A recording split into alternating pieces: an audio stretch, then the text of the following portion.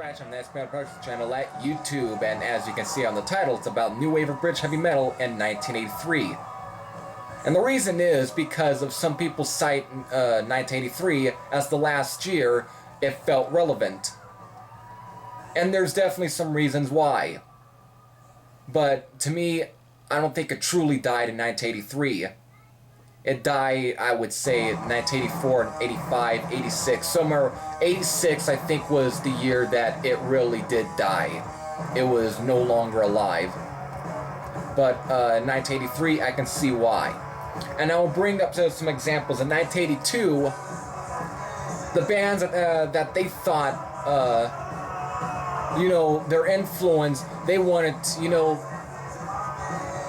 I'm going to at least reiterate or sort of from the New Wave of British Heavy Metal episode that Sam Dunn did on, an episode on that, and let's just say put in the words of Jess Cox of Tigers of Pantang,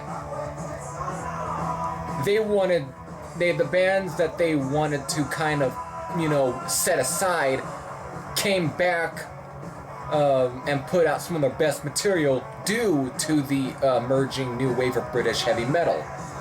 And in 1982, that just happened. Judas Priest released their monumental Screaming for Vengeance. Except, new band from Germany released their greatest album, one of their best, Restless and Wild. Even emerging Canadian metal band Anvil released Metal on Metal. Iron Maiden, also a new wave of British heavy metal band, released their first album to not feature Paul Di'Anno, but feature ex-Samson vocalist Bruce Dickinson. So you can see, again, just to point out some examples, you can see why some people would really cite that the new wave of British heavy metal, or say that it was dying, is because of their influences were coming back even stronger, even more, with more vigor, more all sorts. But in 1983, the new wave of British heavy metal left its, I would say, or in some ways, left its last mark, with releases such as Savage's Loose and Lethal,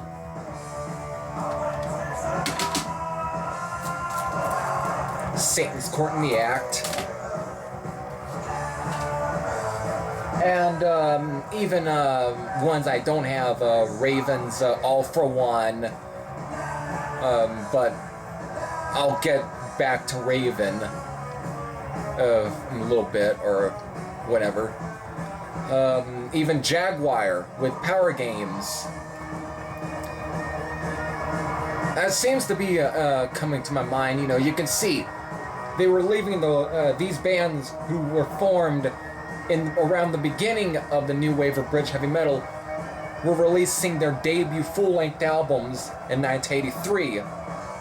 But also the style was even changing. Some bands were definitely taking on a much more aggressive style.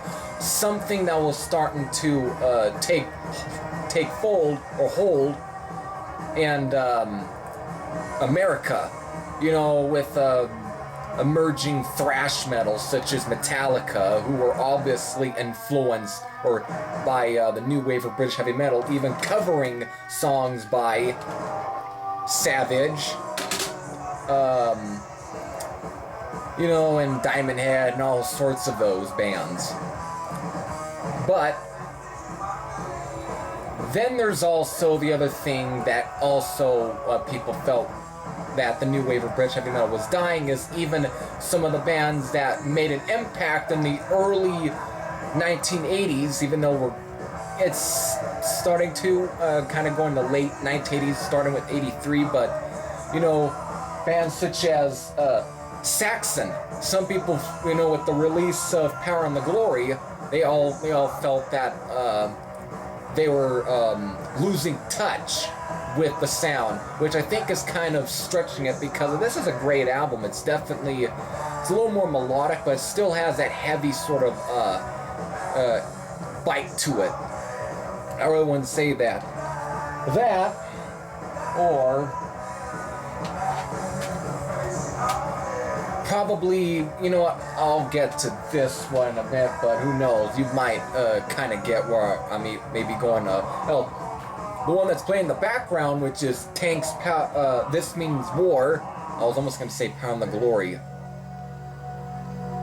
But Tank, even though some, I think, cited them as just a Motorhead clone, starting with this album, they were taking a bit of a step forward. Some will say for the best, some say for the worst.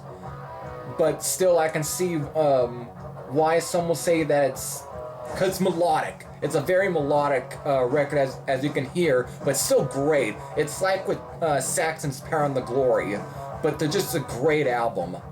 And even another one, even some will probably just say as just footnotes in New Wave of British Heavy Metal, Quartz released their last full-length album in 1983, which was Against All Odds. And the one that's staring at me, some will say, is that probably gave the New Wave of British Heavy Metal the biggest low blow, and that was Def Leppard's Pyromania, who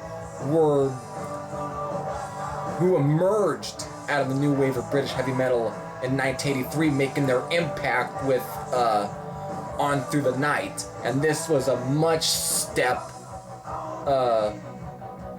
in a different direction.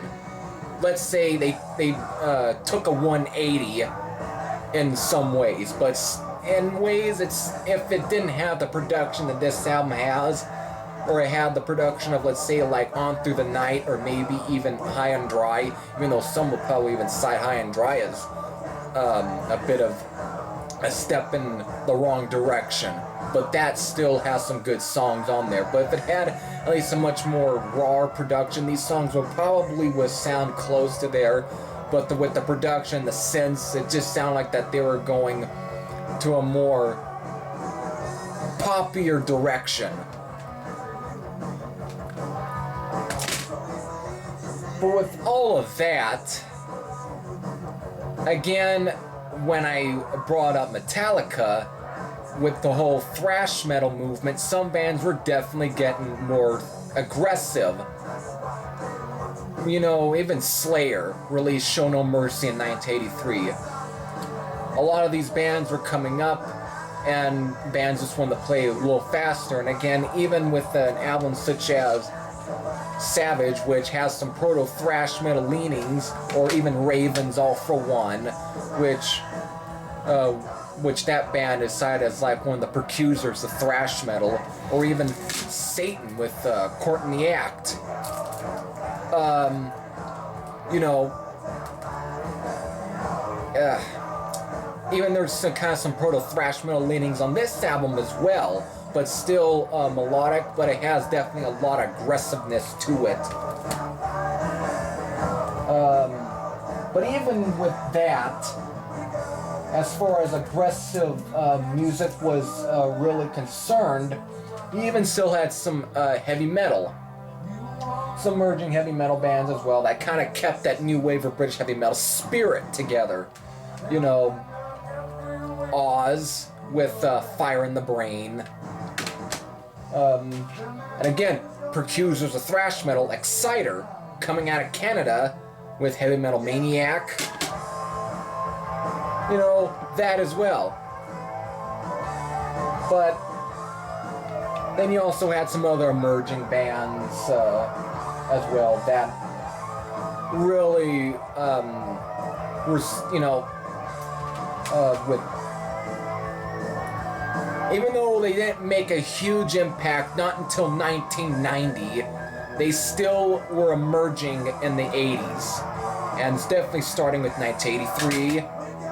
And Queensryche with their EP, which is What's in My Hand. Again, bands were making their impact. Even the bigger bands were making an impact as well. Even like, you know, again, starting with 1982 with the bands that they were supposed to kind of put out of, you know, the kind of, you know, put away for good, were coming back. And starting with 1983, who they felt was probably done, Ozzy Osbourne did come back with his third solo album, Bark at the Moon, which was to feature Jakey Lee and not Randy Rhoads, and everyone knows what happened to Randy Rhoads. And even also Dio comes back and releases Holy Diver. And again, and even also Accept were also, we even know it's their success overseas when starting until 1984. They did release Balls to the Wall in 1983, but in Europe. Not in 1984, it would be all over the world. The rest of the world, whatever. That and Iron Maiden were still on top, you know, making their follow-up to their breakthrough album, Number of the Beast, with Peace of Mind. You know, you had that. But even the heroes were starting to struggle. Not just the new wave of British heavy metal was struggling, but even some of their heroes were struggling. The ones that influenced the new wave of British heavy metal. Like, for instance, even though they were emerging when I brought up Anvil, this was the last year where people felt they were relevant, and that was Forged in Fire, released in 1983, but this would be the last album for Canadian metal band to actually be, you know, relevant. You know, so, and again, this is even much more heavier than Metal on Metal. Kind of almost them taking, you know, maybe some little tips from Exciter and some, you know, Metallica and Raven and such those bands. But still, they were struggling afterwards, though. People felt Motorhead with, you know, Another Perfect Day, which features ex-Thin Lizzy guitarist Brian Robertson. They all felt that that this was a step backwards.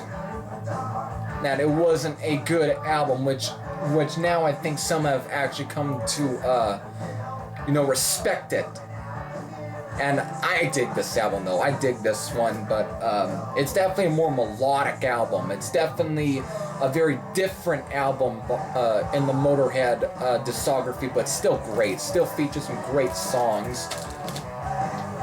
Even in the U.S., with the bands such as who've always were taking shit from the, you know, the press, or let's say record labels, whatever, but some people felt that Riot were very much struggling. You know, when they obtained Rhett Forrester, some people just lost interest. And even though it started in 1982, this was the last album where they actually, even though this is a much more heavier album than Restless Breed, some say that they actually moved into a much more glammier sound. We'll get to that. And then even hard rock band AC/DC were very much struggling. Some thought that this was one of their, let's say, their weakest albums, which I think is BS. But the AC/DC were also seen as another influence on the whole new wave of British heavy metal, and with this one, people kind of felt that they were losing touch, at least from the press. This is very much a raw album in some ways. Very, even though simplistic, it's also got a bit of a charm to it. It's heavy as well for an AC/DC album in some. But talking about the whole glam, glam metal was also making its, mark. With re-release, or let's say remixed or re-recorded, whatever, of Don Dawkins' 1981 album, Breaking the Chains. This was, released in 1983. And then even Rat were making their, their mark, even though they were featured on the Metal Massacre release. Their official date, their EP, whatever, was released in 1983. But even emerging glam metal band Motley Crue made their mark in 1983 with Shout at the Devil being their second album. But some say that this kind of affected the new wave of British heavy metal. Some say that even some of the new wave of British heavy metal bands were starting to go in the direction of either, Motley Crue, because this made an impact everywhere. Even not just in the UK, but in other countries as well, such as Germany, Sweden, Switzerland, all over the world. And there's another one from Switzerland, even Crocus actually made their best album in 1983 with Headhunter. But that was starting to. And some say at least for some of the new wave of British heavy metal bands, that it wasn't a good idea to have their sound mixed with the sounds of Motley Crue, with the sounds of Rat, with the sounds of Dokken. It wasn't a good idea. Because Raven, after 1983, would get signed with Atlantic and release Stay Hard, which was a very different album. A very different one. I don't have it, but it's a different album. A little, even though it's not what would end up being the Pack is Back, but it kind of had an influence from a band such as Motley Crue. But as you can see, I brought up some of these in examples, even though this was mostly about the new wave of British heavy metal. It just was all, to some people, the new wave of British heavy metal was really falling apart. There was a little bit of, a little bit of Grateful length still by some of these ones that were emerged in the beginning. Avenger released their debut, a full-length album in 1984 with Bloodsports. We still have that raw sort of sound, but in some ways, some people might have even thought that band kind of even took some maybe influence from the glam little, but that is kind of a stretch. So that's pretty much all that has to be said. And as far as the whole new wave of British heavy metal, I don't think it truly died in 1983, because we still got a lot of, still some great full-length albums from there. But obviously, there was a lot of, more impact that was being made outside of the UK that was actually overshadowing Britain. Even in Denmark, with the debut full-length album of Merciful Fate, Melissa, even though their first debut was the Nuns Have No Fun EP, they were making an impact very quickly. So again, the UK was getting overshadowed by these other albums. And again, even it's what can you say about it? Do you think that 1983 was actually the year that the new wave of British heavy metal died, or do you think it died before 1983, or did you think that it died after 1983? What is your personal opinion on this? What's your personal take on the whole situation with new wave of British heavy metal in 1983, or even during the later part or sort of mid parts of 1980s. Definitely I would like to hear your thoughts on it, but until then, as far as videos go, this is Heavy Thrash saying I am out.